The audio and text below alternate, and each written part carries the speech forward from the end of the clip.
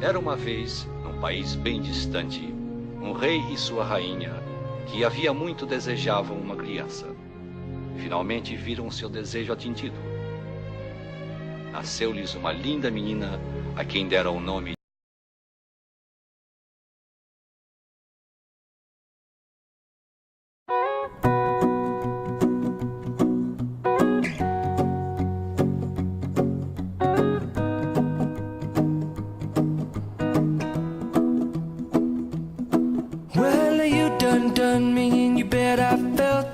Tried to beat you, but you're so hot that I melted. I fell right through the cracks.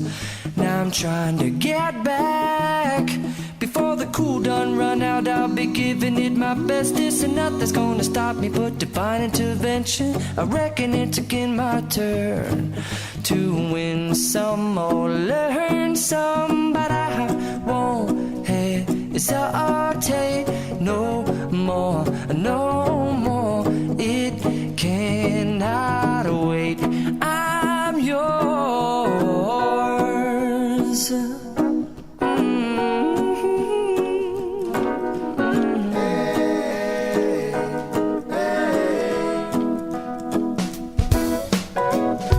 Well, open up your mind and see like me.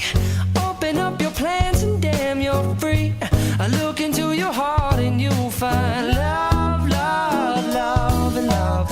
Listen to the music of the moment, people dance and sing. We're just one big family, and it's our God-forsaken right to be loved, love, love, love, love. So I won't hesitate no more, no more. It cannot wait. I'm sure there's no need to complicate. Our time is short. This is our fate.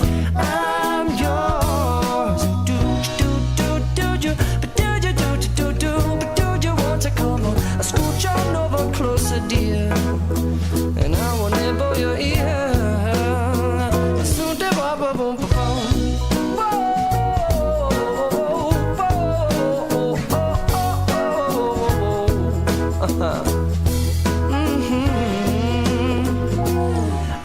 Spending way too long checking my tongue in the mirror and bending over backwards just to try to see it clearer, but my breath fogged up the glass, and so I drew a new face and I laughed. I guess what I'll be saying is there ain't no better reason to rid yourself of vanities and just go with the seasons. It's what we aim to do.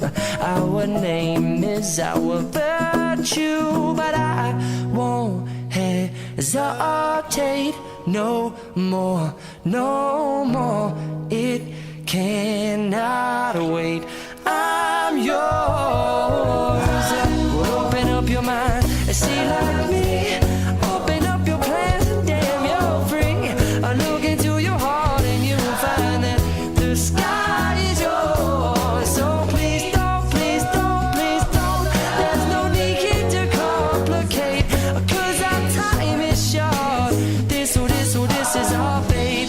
I'm yours. Com vocês, meu verdadeiro amor.